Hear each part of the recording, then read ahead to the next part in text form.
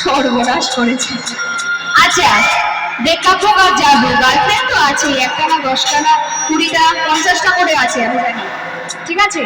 তো গার্লফ্রেন্ড যদি জীবন থেকে চলে যেতে চায় একদম যেতে দেবে না, একটা হলেও কাউকে রেখে দেবে, ঠিক আছে? কারণ এখনকার দিনে মেয়ে পাওয়া যাচ্ছে না বিয়ে করার জন্য, ঠিক তো?